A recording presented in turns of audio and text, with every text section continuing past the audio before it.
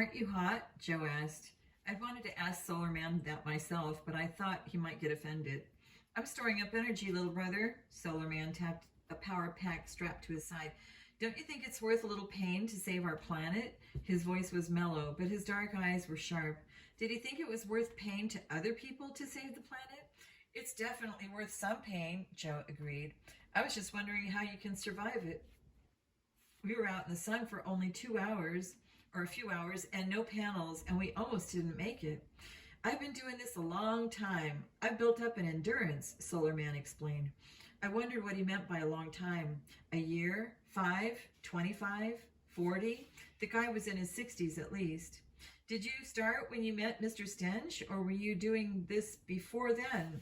Joe asked. Solar Man shifted in his seat. I bet it was hard to get comfortable with those metal wings, even if they're sort of sunk down into the foil of the chair. I was a sun god long before I met Arthur. That's how we met, actually. He saw me gathering energy and knew I should live at the compound. Even though the compound was just a dream in my man's head back then. How long ago was that? I sat down in a small patch of shade thrown by the tent. Joe flopped down next to me. More than a year now. First, Arthur and I traveled around a little, finding the other people who we knew belonged. How did you find them? I feel it right here, Solar Man tapped the solar panel covering his chest. I figured he meant he felt it in his heart, not the panel. But with the guy like this, like Solar Man, who knew? I can feel their soul touching my soul. Some are like me, folks who have found their own way to make a difference. He ran his hand lightly over his metal top hat. A lot are like little Petal, young ones who realize the earth is dying and have dedicated their lives to saving it. Joe and I exchanged a look. I knew my brother was trying to make the same call I was. Harmless wacko, or should be behind bars wacko. Arthur created a place for all of us, Solar Man went on, talking faster and faster, his voice rising with each word. Other people, business people, reporters, scientists, the president may think we're crazy, but Arthur understands that we are all geniuses and we all look a little crazy. He knows the ideas we develop here will change everything. I can't wait to meet him, I said. Be patient, Tumbleweed. The man has lots of things to attend to, but he'll make time for you, Solar Man answered. What's that one wooden building? Joe asked. The one with no windows. Excellent question. The building was definitely the winner in the one of these things is not like the other game. That's Arthur's Thinkatorium. That's where he thinks all his big thoughts, Solar Man answered. And the no windows are because... I asked, waiting for him to fill in the blank. Solar Man sat up suddenly. Solar panels clattering. You two ask a lot of questions. My gut muscles tightened. Had we blown our cover? We're curious, Joe said quickly. Seekers. I like it, Solar Man told him. He turned to me. Windows equal distractions, little brother. That's why you don't find them on Arthur's place. People equal distractions too. That's why he has a lock on the door. He needs his thinking time. Interesting reason for having no windows and a lock on the door. It didn't seem like the most logical reason, though. I was getting more and more curious about Stench. No, make that more and more suspicious. Looks like the meeting of the minds is over. Solar Man nodded to a mid-sized tent. Two men walked out, followed by Petal. I'll take you over, Solar Man stood. I gotta frisk you first. The chief is big on security. You have to be when you're trying to change the world. Look at what happened to JFK and Martin Luther King. We're not going to assassinate anyone, Joe promised as Solar Man frisked him. Standard op, no exceptions, Solar Man said as he moved over to me. Nothing personal. When Solar Man was done checking us out, he led us over to the tent where the little meeting had just broken up. This was it. I've got to go catch some more rays. Go on in. Solar Man told us to go on in. It made me feel like a little kid, but for 1 second I wished he was coming with us. I pushed my way through the tent flap. My eyes went directly to a refrigerator of a man, a massive guy, tall, wide, with arms like slabs of meat. That's Mondo. He's my bodyguard. He never leaves my side. I jerked my gaze away from Mondo and saw Arthur Stench looking at me. He was smaller than Mondo. Everyone was smaller than Mondo. But it was absolutely clear who was in charge. This man dressed in a long white robe with a sword strapped to his waist. He looked like a cross between those pictures you see of Obi-Wan and samurai soldiers. His beard was grayer than we'd seen in the photo, and although he was balding on top, he'd grown a long ponytail. Freaky, Joe whispered, so quietly that only I could hear him. Stench was freaky looking, almost goofy. It was like he was wearing a costume, except that sword of his wasn't plastic, and there was something about him that made me feel like he wouldn't be afraid to use it. Alex and J.J. Jefferson, can I offer you anything? Stench asked. Before either of us could answer, he whirled toward the wooden table to his left, whipped his sword out of the scabbard, and whoosh, thud, cut one of the pineapples sitting there exactly in half. Yeah, I was right. He'd use that sword in an instant. Stench sheathed the sword again and gestured to Mondo. The bodyguards did the grunt work of carving the pineapple into smaller pieces. He served them to me and Joe on wooden plates. As you see, Mondo has many uses, Stench said. Petal seemed to think you two might like to join our family. Is that true? Stench asked.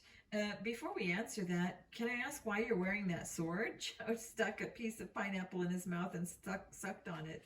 Count out my brother to ask the question everyone wants to ask but doesn't have the guts to. Stench pulled the sword free again and turned it back and forth in the light pouring through the tent flaps. It's beautiful, elegant, exactly what it needs to be, and no more, unlike most creations of the modern age. He looked at the sword like he was in love with it. I don't allow any modern technology at the compound. That's something you need to know. I forbid it. I would have felt better if he put the sword away, but he kept holding it out, admiring it. We live off the land here. We live in peace with each other and the planet. Stench sliced the sword through the air. It gave a faint whistling sound. He smiled so widely I could see the gold fillings in two of his molars. Still, sometimes people make their way to the compound who don't believe in peace. I need to be prepared for them. I need to be able to protect myself. Finally, Stench slid the sword back into its scabbard again. I noticed the scabbard wasn't leather. It was some kind of heavy plastic, like recycled. I assumed, with Mondo to protect you, who needs a sword? Joe asked. Good observation, Stench said to Joe, but you have neglected to consider the possibility that Mondo might be my attacker. Paranoid much? If he didn't trust his own bodyguard, who did he trust? Stench laughed aloud and long and hard. After a few seconds, Mondo joined in, but the bodyguard's laugh sounded completely fake. Now, is it true that you're interested in joining us here in heaven? Stench asked. We were led here, man, Joe answered. It's like the place was calling to us. Our GPS conked out, our cell phones died, technology totally failed us, but we kept on coming. It was like we were on some kind of vision quest. What a load of garbage. I thought maybe Joe had laid it on thick, but Stench was nodding in approval. I jumped in, trying to sound like as much of a fruitcake as Joe had. It's like that Buddhist expression, when the student is ready, the master appears. I'd heard that in some kind of kung fu movie. It seemed appropriate. You're supposed to be our master, man. I could tell Stench liked that. The guy had an ego the size of Mondo. I wouldn't have picked you two out as part of our spirit family. A little mainstream, a little clean cut, a little too tied to the material world. Maybe Joe shouldn't have mentioned our cell phones and GPS systems. At least he'd left his leather jacket back with the bikes. The head of the tofu eaters would have hated it. That's what we were, man, Joe assured Stench. It's not what we want to be. Looks can be deceiving, I added. Yes, they can, Stench agreed. Do you know much about oil? I shrugged. A little. It comes from the ground, Joe volunteered. Oil is the reason I created heaven.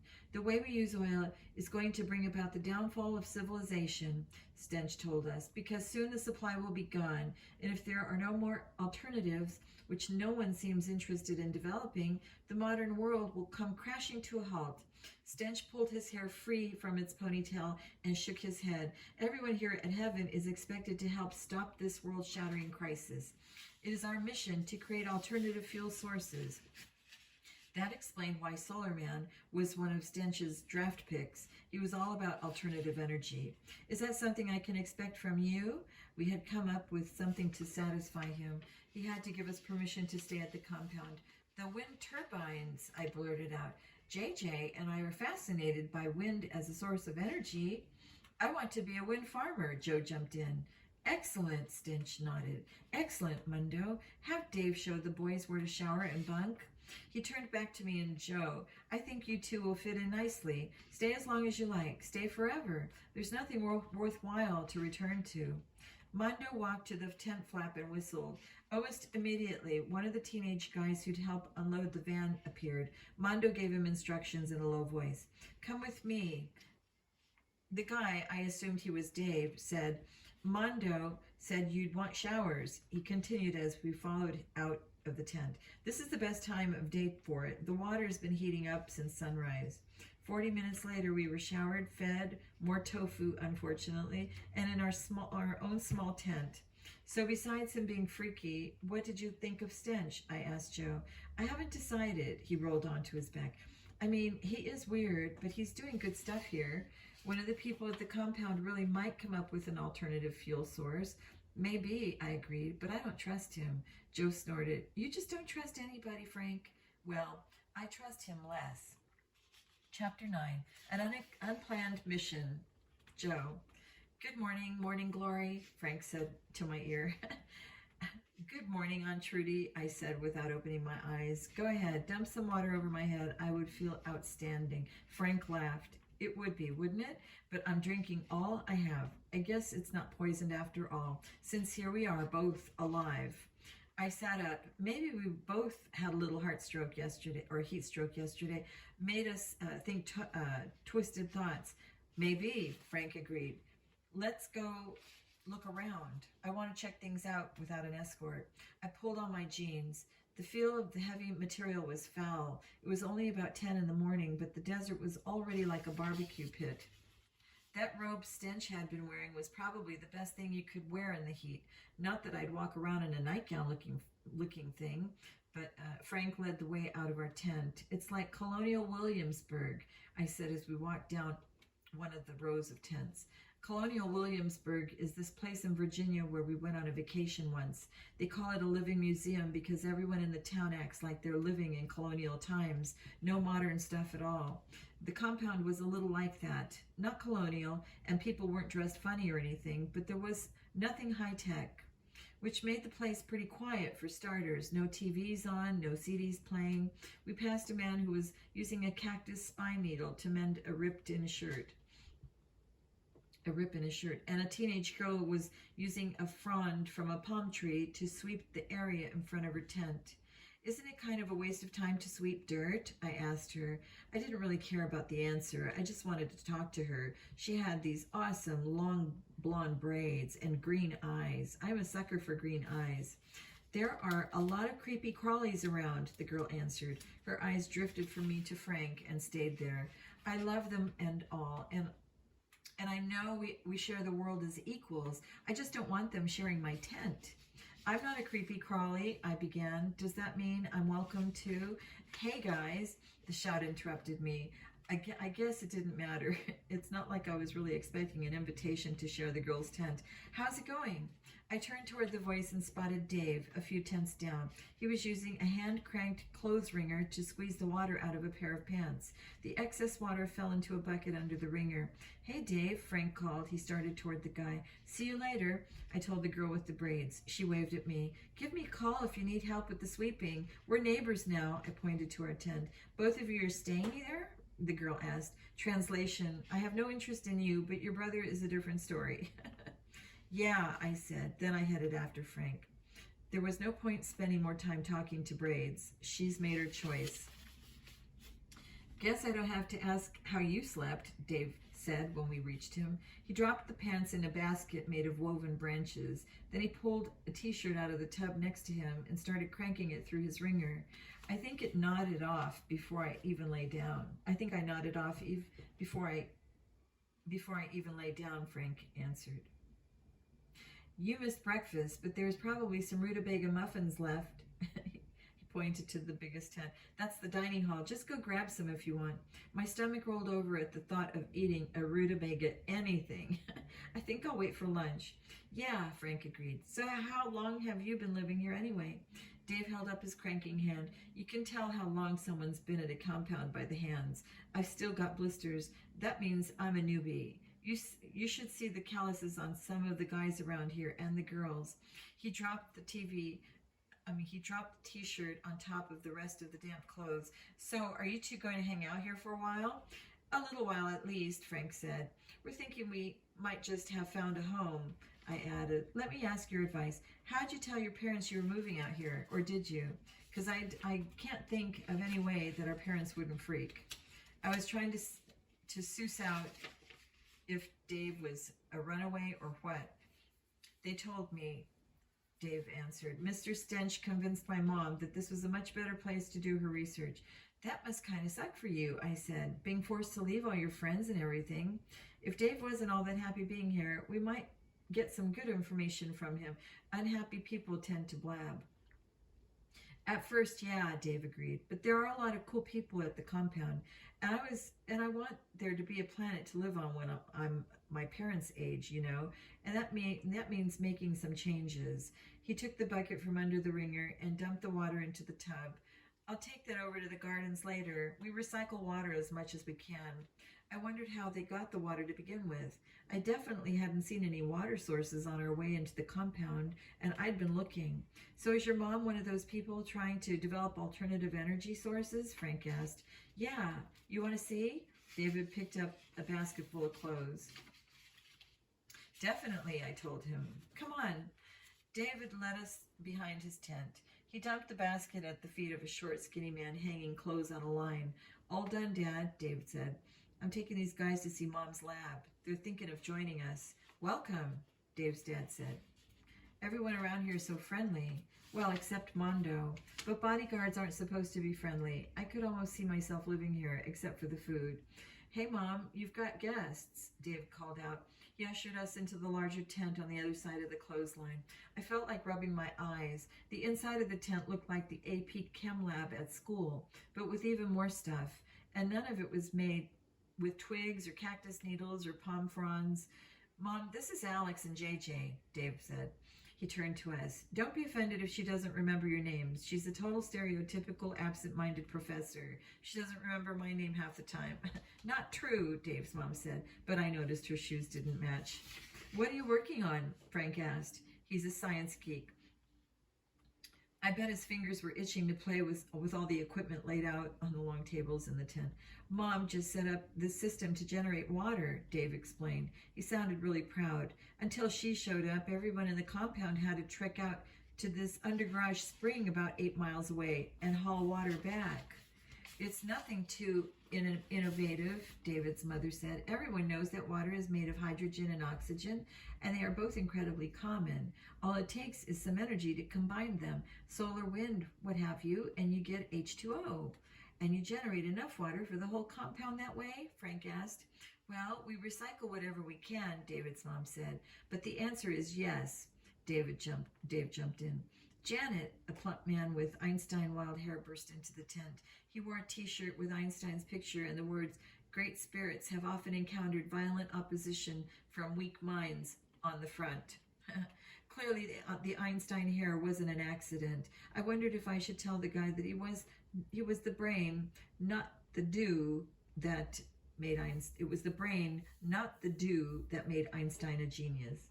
Janet, you have to come look at the machine. I think I almost have it, Einstein wannabe said to Dave's mother. He turned to me and Frank. Perpetual motion, he clarified. The secret is magnets. Who would have thought it could be so simple? Everything should be made as simple as possible, but not simpler, Frank said. Huh? Einstein wannabe clapped Frank on his shoulder. Yes, exactly. I see. There's a fellow devotee in our midst. Oh, I got it. Frank just hauled out an Einstein quote. My brother can actually quote Einstein. I told you he was a science geek. Come on, Einstein wannabe grabbed Dave's mom by the hand and towed her out of the tent. Frank moved closer to one of the tables. My mom doesn't like people in here when she's away, Dave said, but you should come back later. She'll give you the full tour. That would be great, Frank said. We left Dave helping his dad hang the wash and continued exploring the compound. The smell of something baking took us in the direction of the dining hall tent. Whatever was cooking didn't smell like rutabagas or tofu. Actually, tofu doesn't really have a smell or a taste. It didn't take long to find the source of the smell. A rack of rolls was baking under a spider web of magnifying glasses. This is ingenious, Frank said. Sun-powered cooking, no electricity. Why don't they just use a fire? I asked. You mean burn trees? One of our greatest natural resources? A familiar voice asked. I turned and saw Petal standing behind me. Well, yeah, I guess that's what I meant. It isn't as bad as burning fossil fuel, Frank said, attempting to bail me out. No harm to the ozone layer. True, Petal said, but trees moderate the climate. They improve air quality and conserve water, and animals depend on them for food and shelter. She stepped closer to Frank and put her hand on his arm. They are much too valuable to be used when there are so many other sources of energy. True, Frank stammered.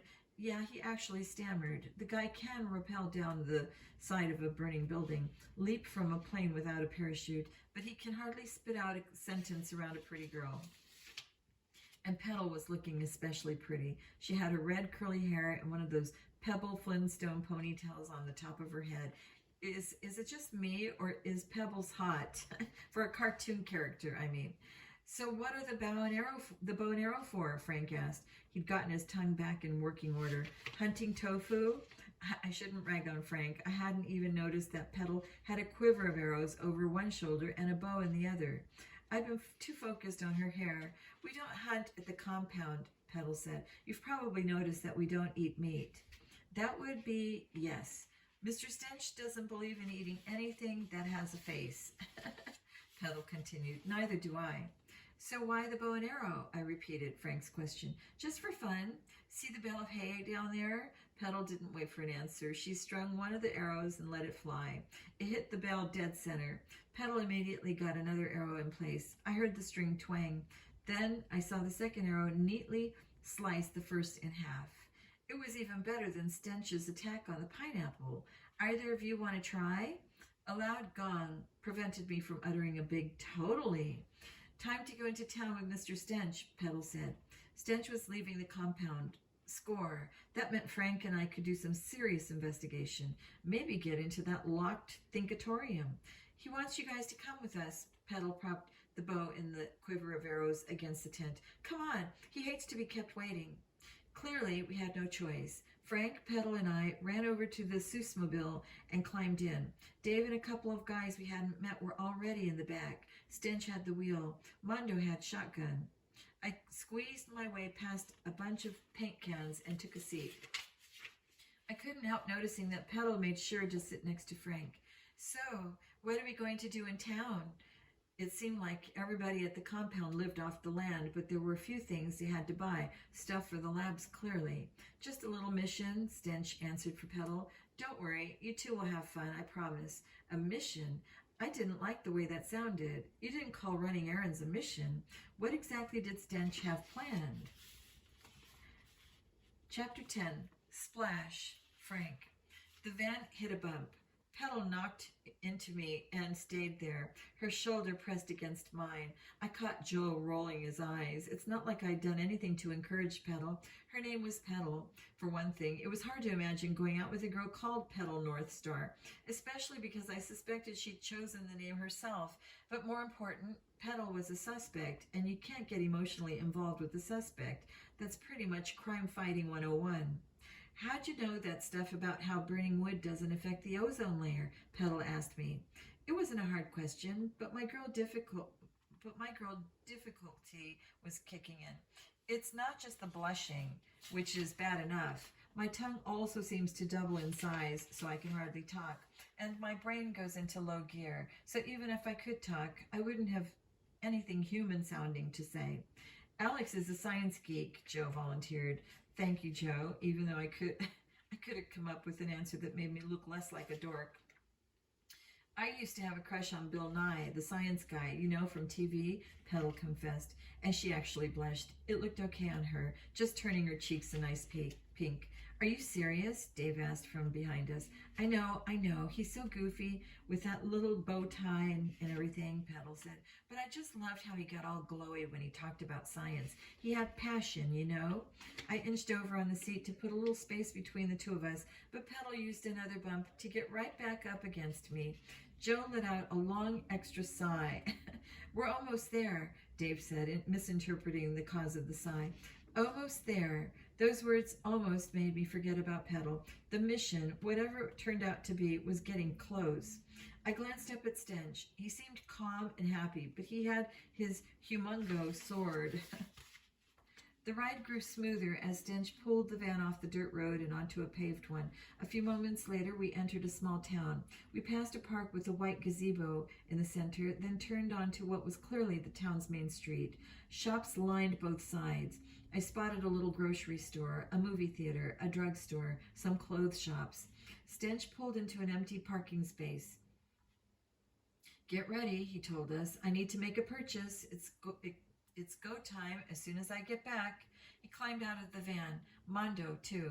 Great, they're back, I heard someone outside say. Dave squatted next to the closest paint can and used a Swiss Army knife to pry off the top. The paint inside was a deep red. He moved on to the next can. More red. So, what is this mission anyway? Joe asked. I'm ready for the fun. I knew him well enough to tell that his enthusiasm was fake, but I bet he had everyone else fooled. Joe is first-rate undercover. It's going to blow your mind, little brother, Solar Man said. Just go with the flow. It makes the first time so much better. Cool, Joe said. What else could he say? Go back where you came from, hippie freaks, a man shouted as he walked past the van.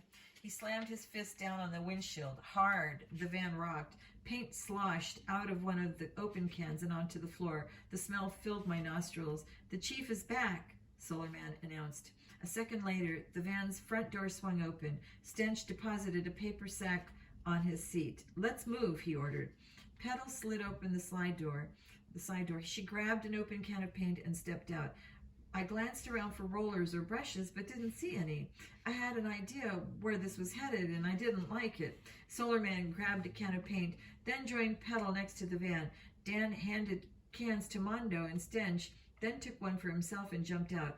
I opened cans for you guys, too, he told Joe and me. We picked up the cans and joined the others, huddling there between the van and the SUV parked next to it.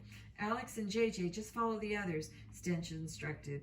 He turned his head and eyes on the sidewalk. I heard the voices and footfalls of people approaching. Now, Stench shouted. He rushed the sidewalk, lifted a can of paint, and dumped the contents on the shoulder of a woman carrying a leather purse. Let the animals live, he shrieked. Industrialization is evil. Killer, killer, killer. Dave raced up to a man wearing leather loafers and doused the guy's shoes with the deep red paint. This is their blood. Solar Man joined the fray. He managed to splash a woman and her little girl with one swoop of his can. Petal was right behind him, ready to pour her paint on the next innocent bystander. I glanced at Joe. There was only one thing to do. Animal murderers! I tore up the sidewalk and splashed the paint onto the ground where there was already a puddle of red. Joe pretended to trip. He spilled his can onto the gutter. Back, back, back, Stench ordered. I joined the dash back to the van. Two teenage boys from the town blocked our path. The shorter one advanced. Get those tree-loving freaks! Chapter 11. Run! Joe. A third guy joined Beefy and Scrawny, and I heard more feet pounding towards us. In a second, the group from the compound could be outnumbered. I didn't think any of the anti-tree-loving freak group was going to want to hear how Frank and I didn't really throw paint on anyone, or how we barely knew the actual paint throwers. So there was only one thing to do. Run, Dave yelled. Yeah, that was the one thing. Mondo hustled Stench down the sidewalk to the right. Dave and Solar Man were left. Frank, Petal, and I bolted down an alley between the drugstore and ye old toy shop. An alley that happened to dead end at the back of another building. At least there was a door. I grabbed the doorknob with both hands twisted. It didn't budge. Petal shoved up beside me and pounded on the door. I shot a glance over my shoulder. We didn't have time to wait for anyone to let us in. Scrawny and two new friends, I'll call them Redface and Buzzcut, were bearing down on us. Up, Frank yelled. That was the only safe direction to go. I used the doorknob as a foothold. That got me high enough that I was able to grab the rain gutter. It creaked under my weight as I hauled myself onto the roof. Come on, I urged Petal. I dropped to my stomach and leaned down. Frank cupped his hands and gave Petal a boost. I grabbed her wrists and hauled her up beside me. Then Frank started climbing up the gutter drain. The gutter held for him, barely. I hoped it wouldn't for Scrawny and company, because they were definitely coming after us. Redface already had his sneaker positioned on the doorknob. Let's move, Petal shouted as we got to the top of the building. She pulled herself to her feet and raced across the roof. And when she got to the edge, she didn't hesitate. She leaped across to the next one. Frank and I were half a step behind her, and the thud, thud, thud I heard made it clear that the townies were right behind us. Get those mutants, one of them shouted. Pain exploded in the center of my back. One of those butt breaths had thrown a rock at me. Over here, Frank yelled. He veered across the roof. Jump, he ordered. He hurled himself off the building. I didn't think. I just followed my brother. I didn't go splat on the sidewalk. I went kabang on the top of a van. A second later, Petal landed half on top of me. What's the deal? Do I look like a big foam mattress or something? I used one hand to grab tight to one of the solar panels. I used the others to wave goodbye to Scrawny, Buzzcut, and Redface. I'm going to miss those guys, I told Frank as the van took a corner. Frank didn't laugh. What did I tell you? No sense of humor. The van slowed, then came to a stop. That was beyond belief, Dave cried as he slid open the side door.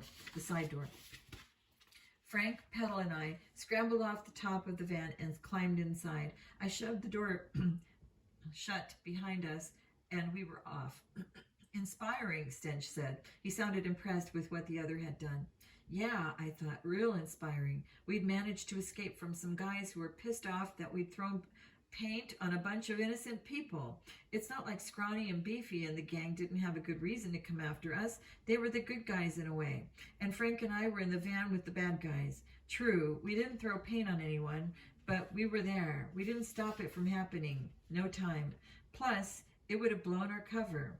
There was no way to feel okay about what went down, but Frank and I had made what we thought was the best call. I glanced over at my brother. Petal was all snuggled up against him again, and he looked like he couldn't wait to get away from her. She didn't seem quite as cool to me anymore, not after I'd seen her throwing that paint. Half an hour later, we were back at the compound, just in time for lunch, spinach and tofu patties with salad. Salad never looked good to me. Salad never looked so good to me. I heaped another helping onto my wooden plate and passed the bowl to Einstein Wannabe, who was sitting next to me on the palm frond floor mat. I appreciate your love of the solar panels, he told Solar Man, but they can only take us so far. Geothermal energy is my pick. There's all that heat at the core of our planet, just waiting to be turned into steam.